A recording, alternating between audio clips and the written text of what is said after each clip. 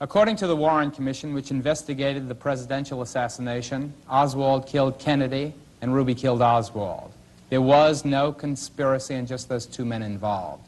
That at least is the official version of history. And this is what it looked like. It's November 24th. President Kennedy has been dead for 2 days. At the city courthouse, Lee Harvey Oswald, the man the Warren Commission later said was the lone assassin of President Kennedy, was brought in. For the next 48 hours, the Dallas police would question him. But despite the overwhelming amount of circumstantial evidence against him, Oswald continually denied everything. The police said, for instance, that this was the gun used. But did Oswald fire it? With each hour, the evidence against Lee Harvey Oswald mounted. Police said they were certain by now that he was the killer of the president. But again, Oswald steadfastly denied it. At the city courthouse where the alleged assassin Lee Harvey Oswald was being held, reporters besieged the police officials for more news. Can you give us a resume of what you now know concerning the assassination of the president and Mr. Oswald's role in it? There's only one thing that I can tell you without going into the evidence. Before first talking to the district attorney, I can tell you that this case is cinched, that this man killed the president. And there's no question in my mind about it. Here comes Oswald down the hall again. You find that rifle? Just as fast as you people have been given, but I emphatically deny these charges. In the Dallas Municipal Building, at almost exactly the same moment the president's body was being carried from the White House, police transferred his accused murderer from one jailhouse to another. A squad of detectives in Texas hats brought Lee Harvey Oswald down the elevator to the basement of the city courthouse. They were heading to an armored car for the trip to the county building. Oswald's hands were manacled, his face impassive. Then his guard and prisoner walked toward the car. From the right, a stubby figure in a gray hat dashed toward the prisoner.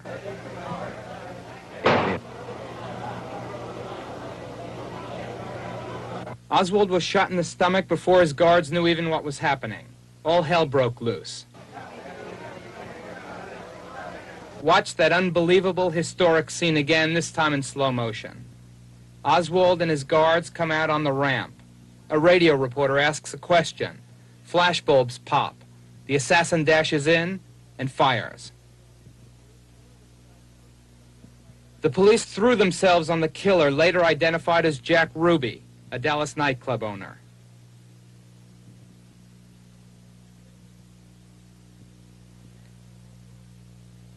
An ambulance roared in.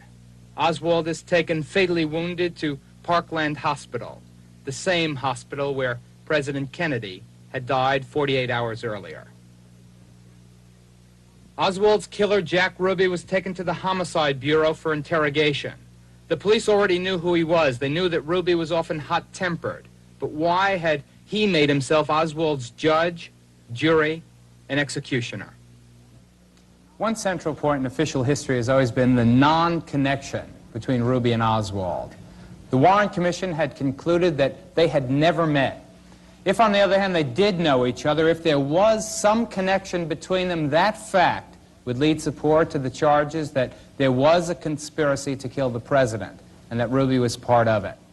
Wally Weston is a comic and a nightclub master of ceremonies. He used to work in Dallas for a club called the Carousel. It was owned at the time by a man named Jack Ruby. Wally, welcome. Hi. Did you ever meet Lee Harvey Oswald? Well, I know now I did, yeah. Well, tell me about that. Well, I was working for Jack. This was approximately 3 weeks before the assassination of President Kennedy.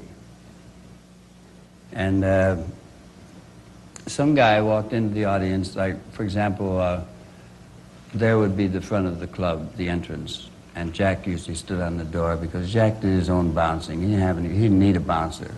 He did it by himself. He was a tough guy. Not really, unless you got him upset. No.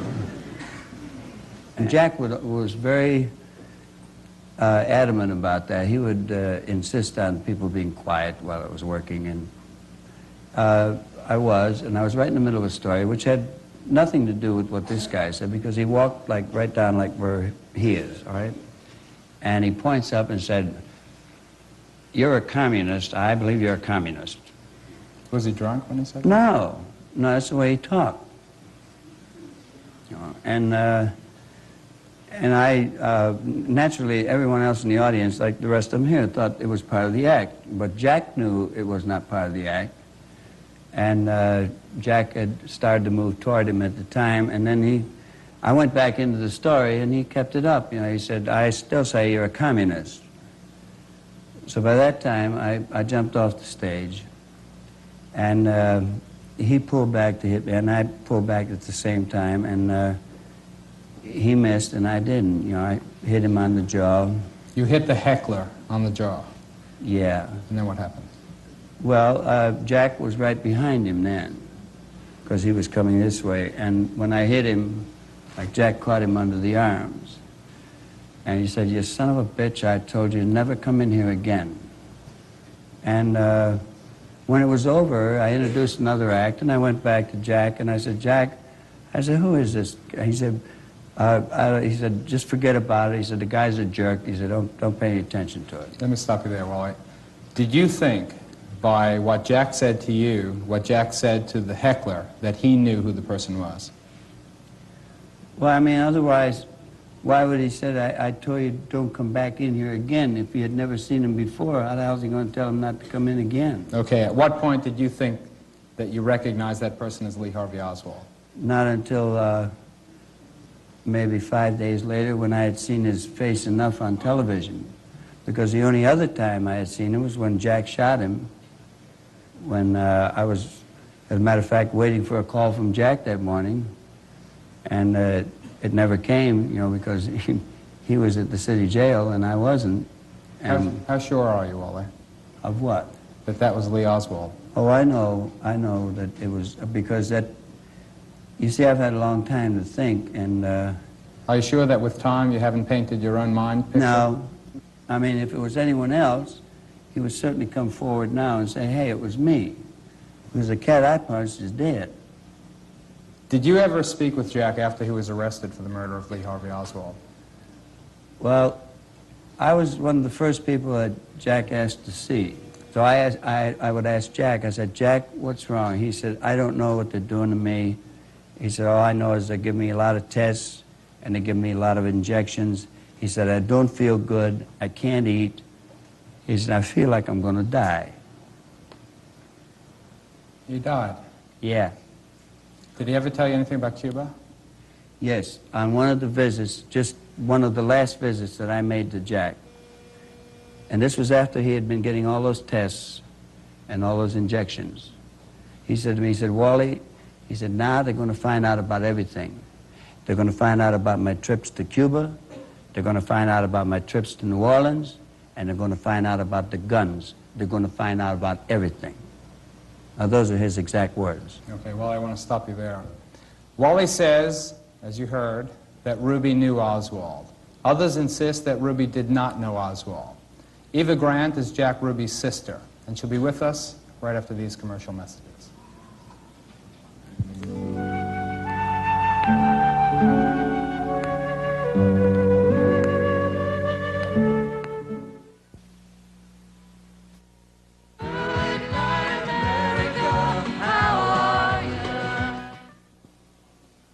Jack Ruby was born in Chicago in 1911. He was one of 9 children. The family was close-knit, but Jack was particularly close to his older sister, Eva. During World War II, Eva moved to Dallas and began managing restaurants and nightclubs. Jack joined her there in 1947, and they lived and worked together on and off until that weekend in November 1963. Eva, welcome. Welcome to Good Night Good America. evening. I've turned down many programs. I just felt that everyone is writing a book and has something to say. I want to read something off right now. 4 days after our dear president was assassinated, Wally Weston's testimony is right here. And in here it says, there was another comedian who thought he saw Oswald in the club during a period there. But Wally says, how couldn't he see it? The lights were so bright you couldn't recognize anybody in the audience. That I have here different things that will prove. Mr. Western and his wife were institutionalized in Dallas, Texas for habitual drinking. Cool it. Listen to what she has to say. This is the man who said Oswald was up there. Now let me tell you about the nightclub business. There is the stage, a round ring, and a little aisle, and my brother had him packed within 7 or 8 or 9 feet. If he could jump off the stage to anybody, he'd have to jump 15 feet. What Wally gave the article to the paper never happened. He's looking for publicity. He's been broke, out of a job, on and off in the last few years. All these people, I have some more from different people that said, Eva, let me just... Okay. Jack was always a distance, that's just one time. Jack was always a distance from the stage. If he could hit anyone in the audience or standing up and fall into Jack's arm, he'd have to go behind the lights where Jack was always turning that wheel that arranges the lights. It never happened, believe me. Everyone, these people, you can write to them, you can call them, I have their phone numbers. He thinks he's Fanny Fox or Elizabeth Ray.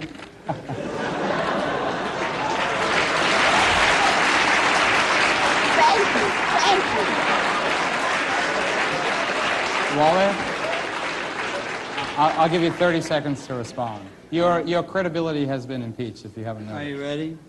I was as close to him as I am to you. She says, Wally, that you've been broke over the last couple of years and that this might be a publicity ploy to generate some income. How do you respond to that? If I wanted to do this, if I needed to capitalize on this, I would have done it 13 years ago when everyone was jumping on the gravy train, so to speak. I have nothing to gain from this. As a matter of fact, as you know, I don't even know how much I'm getting for this show, and I could care less. All I know... which is more than I was getting from Jack.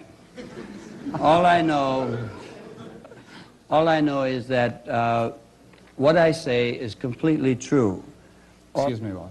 To the best of your knowledge, Eva, did Jack ever go to Cuba? Oh, yeah, 58 or 59. Louis McWillie was moving from there because it got hot. I've forgotten the year. If you remember... It was 1959. Right, okay. So he says, send Jack a round-trip ticket. He says, help me pack and get my stuff back. Do you know that Jack sent guns to Louis McWillie? Now, I want to tell you about guns. My brother bought 4 guns in his life that I know. Alice Nickel, the girl, in 1959 or 60, there was a very bad situation in Dallas. I don't want to discuss what went on, but women were afraid. I could tell you that privately.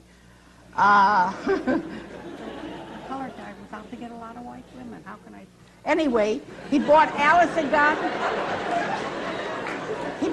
He had a gun. He bought me a gun. He sent a gun. Before McWillie came back, he didn't know if he's going to stay on because there was a situation with Batista and Castro. They didn't know who's going to be in power.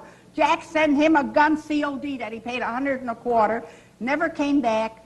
The man, Ray Brantley, who owns that gun shop, says, well, McWillie always bought hunting guns. He says, I don't know about the gun. He says he bought a gun. What do you know about McWillie, Eva? He's a gambler. Do you know that the Warren Commission called him a gambler and a murderer? Oh, that I did. I don't know where you read it. I didn't read it in my... Volume 23, page 166. Listen, I thought, well, I have to remember that. I didn't meet him but one time. And what was Jack doing associated with these people in Havana, Cuba? They come into the club. Look, when you're a nightclub owner, you don't go to everyone in their background who owns a butcher shop or who's in the hotel business. I know one thing. What? My brother, had my brother done anything against this country, members of the family would say rot, but we knew Jack. We know how he loved Kennedy. And in his way of moderation, I mean, he used to make me put the television in my club, the Vegas club, on the bar and tell Joe, the band leader, not to play, disconnect the jukebox. Most of the people enjoyed it. They had a chance to think. The band was always very loud. The jukebox is loud. And the press would be on for about almost an hour. But I had to do it. My brother would give me orders. It was really his club, but I will... Let me ask you this, Eva. Your brother and you had a very close relationship.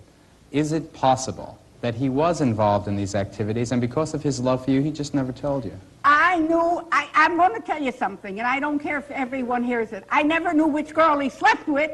Just a few, when they annoyed me, I could tell. But everything else I knew about my brother. And another thing, there's another station, I'm not going to mention the station, has an hour on Sunday. They had two homosexuals on. One said, you know, Jack came with $25,000 to buy ammunition. And if you don't believe me, ask my friend. And that friend there, I wish you had seen him. It was a Laurie and Hardy team.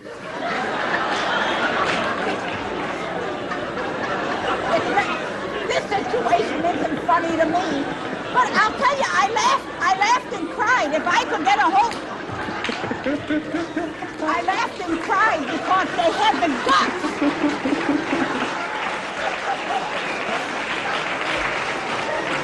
Eva, wait a second. And my brother never had $25,000 in his life. Okay, wait a second. He sent 4 guns to Louis McWilliams. Well, let me finish. Let me finish. He said one Let me gun. finish it.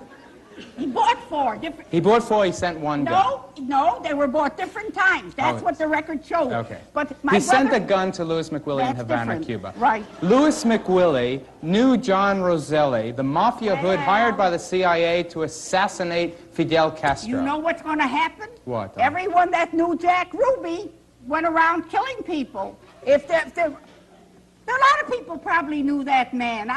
You know what? I never heard of him. Would you believe it? I believe anything you tell me. No, I never heard of him. I heard that they found him in a bushel of, or a barrel of oil or something. Right. He was stabbed, his throat was cut, and his hand was tied behind his back. Well, anyway. There's obviously a dispute here between Eva and No, I want to tell you, this man has been out of work. Everyone that knows him, he's been institutionalized. She's pointing to him, not me. No. I've been working very hard. All right. The Warren Commission, he hasn't been there since September. It's right in there. Okay, Eva, don't get excited. I want to thank, no, I think that you both had your chance. Do I get equal time? You've had equal time. Well, It wouldn't do any good, Wally. In a moment, we'll be joined by Watergate burglar and ex-CIA operative Frank Sturgis. that's not fair, man. What do you want to say? Go ahead.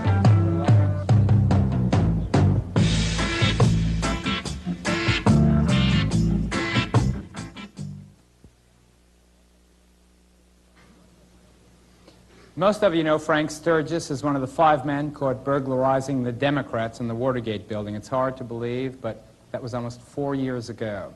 In any case, Mr. Sturgis is now on parole after serving over 14 months in jail for his part in that crime. And since 1972, we've learned something about his extraordinary career prior to the Watergate break-in. During the late 50s, he was one of Fidel Castro's right-hand men, first as an intelligence officer, and later as a minister in the Castro government. At about that same time, Mr. Sturgis was recruited by the CIA and became, in effect, a double agent, working for Castro. That was the ostensible job, working also for the CIA on the sly. Mr. Sturgis, welcome. Several weeks ago, you made some statements concerning Jack Ruby that caused quite a stir. You said, in effect, that Mr. Ruby had visited Castro and met with other Cuban officials. The topic of their discussion was the elimination of President Kennedy. I want you to tell me exactly what you know about that alleged meeting.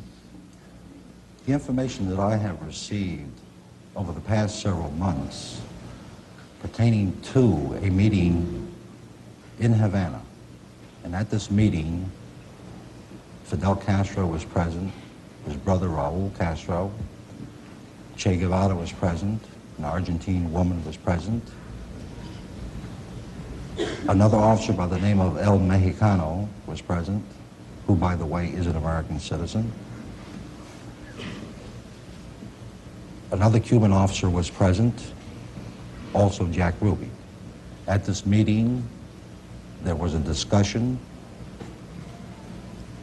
about guns, the sale of guns, possibly drugs, and in return for that, the elimination of the President of the United States. You don't have first-hand knowledge. You didn't see Jack Ruby at that meeting, true or false? I did not see Jack Ruby at that meeting. At any meeting that you were personally involved in now, Frank, was there a discussion of the assassination or the elimination or the attempted murder of the President of the United States? I was at several meetings with Castro, and at one of the meetings with Castro, it was discussed that he, as soon as his government is well established, that he was going to run American businesses out of Cuba, especially the gambling casinos. And we discussed counter-revolutionaries that were the United States. What did you interpret that to mean? A threat. A threat to do what? Against the officials, American government. Say it. I just did. To murder the President of the United States? Well, I wouldn't exactly say that, but basically that was the idea. Well, was it or was it not? It was. Are you saying that Castro could possibly have been the catalyst behind the assassination of President Kennedy? I made statements to the Rockefeller Commission, to the Schweiker Committee, that I believed, with what I know, and I'm sorry I couldn't actually tell you everything that I told the committee, that I believe that there was a conspiracy, Americans involved in the conspiracy, plus several countries who were aware and also involved in this conspiracy that killed the President of the United States. Were you involved in that conspiracy, Frank? Myself, no. Do you know that there have been allegations that Castro was not involved and that it came from the intelligence community of the United States, frustrated and bitter because President Kennedy, after the Bay of Pigs, the abortive invasion, the Bay of Pigs, that fiasco, pulled back the CIA and pulled back people like yourself and said, no more counter-revolutionary activities in Cuba, that bitterness generated an assassination attempt on the President's life. How do you respond to those charges? There was bitterness, but I doubt very much whether a federal intelligence organization in the United States would involve themselves with killing the President of the United States. Where were you on November 22nd, 1960? In Miami, Florida, at home. And who will tell us that that, in fact, is true? Well, there's proof. Did you know Louis McWillie? I believe I met Louis McWillie in Havana. There was a time at the early part of 1959 where Castro, when he came over to the Air Force Base, where he needed, he asked me really to take charge of the gambling casinos for the Cuban government. So while you were a CIA agent, you were also Minister of Gambling for Castro? That's correct. So you knew Louis McWillie? I knew a number of the people who were in control of the Specifically, did you know him, Louis McWillie, Jack Ruby's friend? I really couldn't swear to it, but I believe I have met Mr. He was the manager of the Tropicana Club. I met him, yes. Did you ever meet Jack Ruby? No, I don't believe so. What do you think about, we have stories now that there were two men hired by CIA operatives, John Roselli and Sam Giancana, two mafia hoods. They were hired by the U.S. government to assassinate Fidel Castro. Did you know anything about those two men, Frank? No. Do you think that their deaths within a year of each other were related? Well, there's two possibilities. One, the Cuban intelligence organization probably sent agents to kill him. They have that much power. To prove that, it's on record in the United States government that Castro did send Mexican agents to the United States to kill myself and also the ex-chief of the Cuban Air Force who came into exile, which I arranged his escape from Cuba. So Castro is capable of killing people. He's done it in South America. And your theory is that he was behind the assassination? No, it's not my theory. I think the facts are there. The evidence is there with testimony that I have given and certain facts that Fidel Castro was involved in a conspiracy to kill the President of the United States. Plus, Russia's KGB was aware, possibly involved in this conspiracy to kill the President of the United States. Okay. Frank, we have run out of time, unfortunately. On a program like this, everything gets compressed. I want to thank you for joining us. I must add, in all frankness and honesty, that you are a convicted burglar, that your credibility has to be impeached because of your own prior activities involved in, as a double agent. We don't know if you're a triple agent or a quadruple agent or anything else. I want to still thank you for coming on and for telling your theory on what happened. My pleasure. We have an exclusive interview with Lee Harvey Oswald's mother in Fort Worth, Texas. That comes right after this. Thank you again.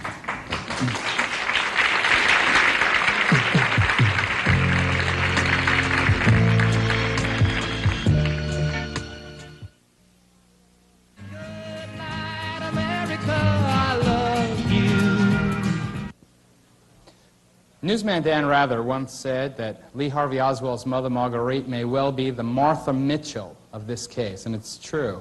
Once she gets started, Mrs. Oswald becomes a zealot, vigorously defending a son that she insists was a patsy, a fall guy, framed for the murder of the president by powerful people in high places.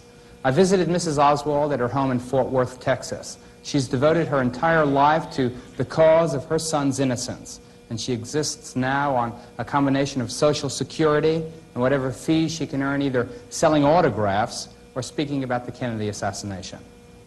Did your son, in your opinion, kill President Kennedy? I don't have an opinion whether Lee killed President Kennedy or not. I happen to know my son was framed. I have stated so in my testimony. I've spoken out for 13 years, and so I find your question very upsetting. Over the last several years especially, there have been reports that your son was actually an agent for one of the intelligence agencies here in the United States, the CIA, the FBI, the Secret Service, something like that. What do you think about that theory? Well, yes, when Lee went to Russia, I thought then, which was in 1959, I thought then, and just for the fact that he had showed up in Russia. But immediately then thinking about everything, I was convinced that he was sent to Russia. And I made a personal trip to Washington, D.C. in 1960 and said so then. And I think this hurt me very, very much at the time of the assassination, when everybody was so emotionally upset and we had such news and everything, and of course it was such a big, big thing. Well, if I said anything, people thought, oh, that's a mother taking up for her son. And so now I'm going to say to the public, no, in 1960, 3 years prior to that, I had already been to Washington, and I said then, if my son is an agent in the United States, I want to know it, and I think he belongs home. I had the audacity to say that. And 6 weeks later, I received notice from the State Department giving me his address.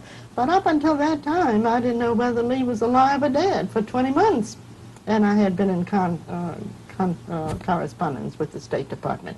They couldn't locate my son. They didn't know a thing about my son. But when I made my personal trip to Washington, D.C., 6 weeks later, I get his address and saying he wants to come home. Now that, to me, clinches. That doesn't prove anything, let's say, but after all, you do have circumstantial evidence, and this is what they base my son's allegedly killing the president on, circumstantial evidence. They built a case against him. Well, I can also build a case.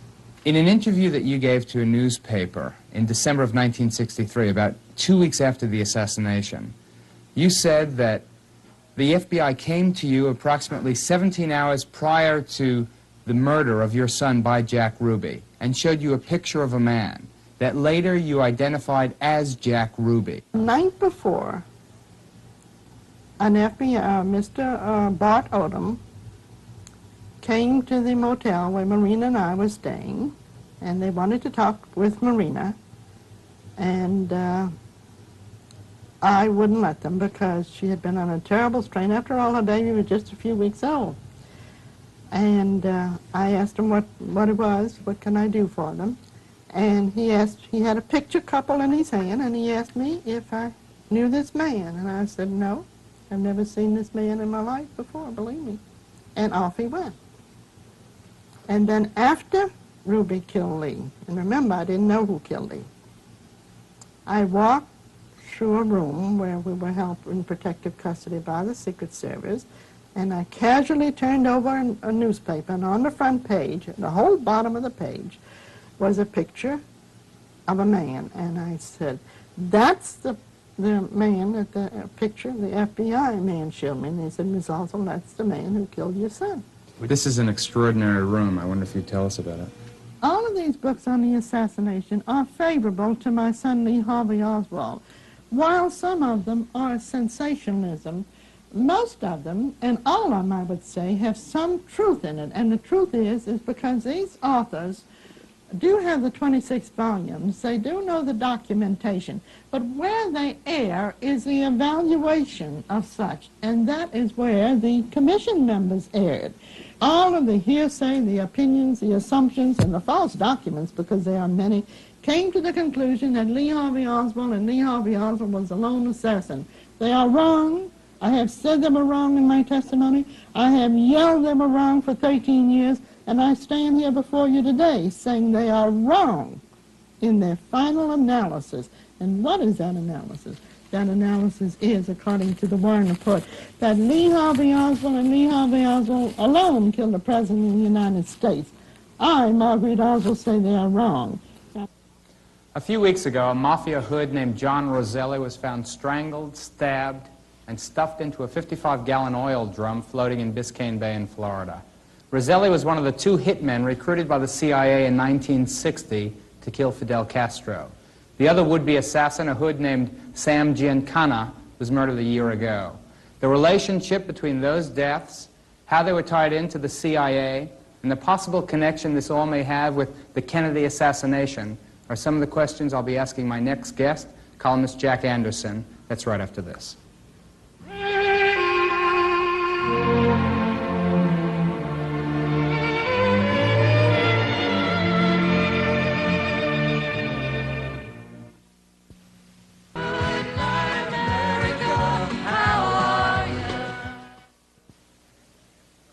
Our next guest is an extraordinary journalist, an intrepid investigator, and a colleague of mine on the Good Morning America program, Jack Anderson.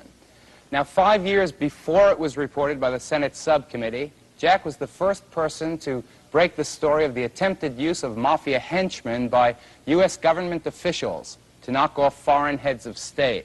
Jack's been in Kansas City covering the Republicans for ABC. Jack, thank you very much for being with us this evening. What was the response to that story when you first broke it 5 years ago? Geraldo, it was too much to swallow. It was too big a story to believe. The idea that our government would use mafia people, even though we named the mafia people, even though we named their CIA contact, it was more than people could believe. It took 5 years to get a reaction. So, in other words, it just didn't take off then? People just didn't buy it 5 years ago? They couldn't believe it. Now we've just seen first Sam Giancana. He's killed. Then John Roselli, found floating in a 55-gallon drum in Biscayne Bay, strangled, stabbed, hands tied behind his back. It looks like a mob rub-out. But both these men have had some connection to these allegations that we're speaking about. Could you explain possibly how their deaths were related, Jack? Well, it's just a strange coincidence. You have the two mafia plotters, as you say, Sam Giancana and John Roselli, but you also have their CIA contact, William Harvey, who died from a massive heart attack, and he had had no history of heart attacks. So you've got the three leading characters dead. Well, why? Is there some relationship? I just don't know. Is there any possible connection between their deaths and the JFK assassination? Again, there's certainly no evidence, but the story is a strange one. It's a story of coincidence, but it's a story that simply can't be shaken aside, Geraldo. It began back in 1960 when our government was plotting the Bay of Pigs incident. They decided that they didn't want to have Fidel Castro leading the Cubans. They thought that if they could knock him off, if they could eliminate him, if the Cubans would lose their charismatic leader, that the invaders would have a better chance. That's how it all started. And so the two mafia men, Roselli and Giancana, were recruited by the CIA to do the dirty work. They made 6 different assassination attempts, even after the Bay of Pigs failed. They continued, the project had its own momentum, and they continued to try to knock off Fidel Castro. The last attempt was in March of 1963.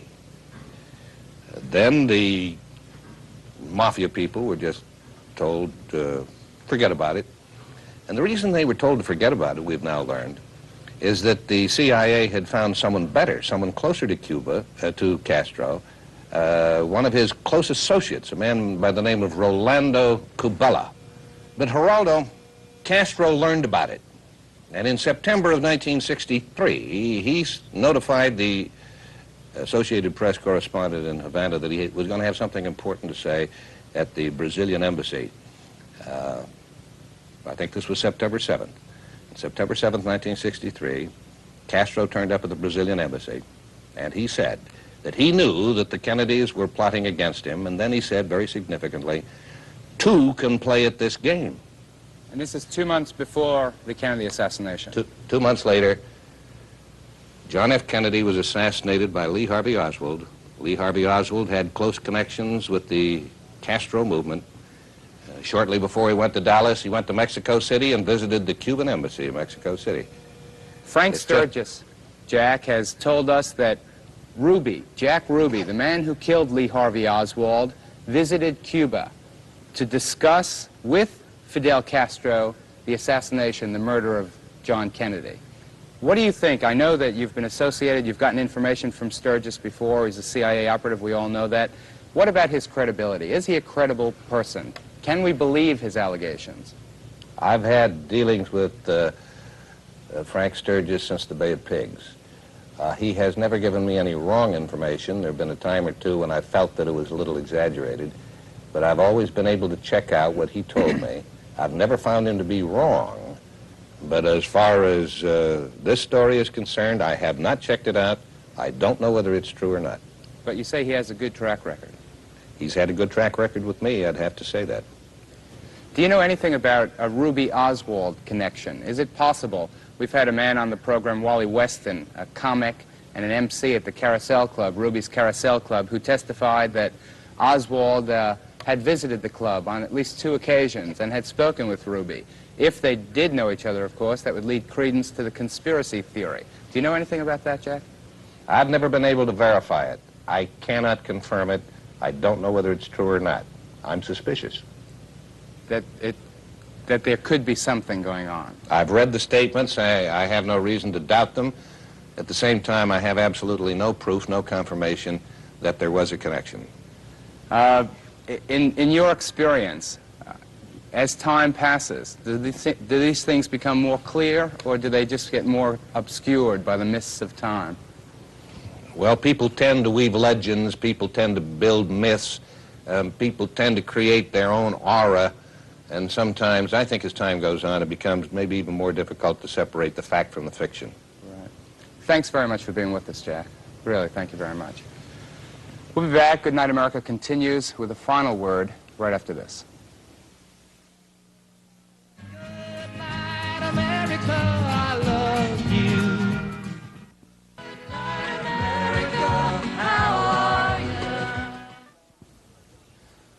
There was a time not long before this time when we considered anyone who doubted the Warren Commission either an unbalanced paranoid or a wild-eyed radical troublemaker. After all, the government had investigated the death of the president.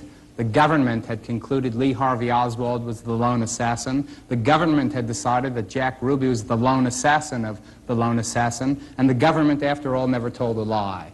But that was 13 years ago. And in the space between that time and this, we've discovered that government is not immune from liars or cheats or scoundrels, or is government above hiring mafia hoods to attempt the murder of foreign heads of state whose politics happen not to be in tune with our own. So now that we've been burned by deceptions and criminal acts and cover-ups right at the top, we attempt a review of the confusing, incredible story of Kennedy's murder, a lot wiser and more skeptical than we were when the Warren Commission issued its report in 1964. Knowing what we know now of the never-ending coincidences, the interrelationships, the secret maneuverings of the secret agents, doesn't it become difficult to pretend any longer that Oswald and Ruby, 2 misfits, 2 failures, 2 total strangers acting only on their own impulse, with no help or encouragement from anybody else, could do this thing? It's so unlikely, so contrary to what we know about them and what we know about human nature that it becomes impossible to believe. To me, it's the least likely, the least possible of all the theories about what happened between November 22nd and November 24th, 1963. After watching this program and others like it, I think it's fair to say that most of the people in this room would agree with me, and perhaps many of you at home as well. But what happens now? What do we do now? Do I ask you all to send in postcards to your congressman? It wouldn't do any good. And at this point, I'm ready to agree with Jack Anderson. We'll probably never know who killed John Kennedy or why. Peace and good night, America.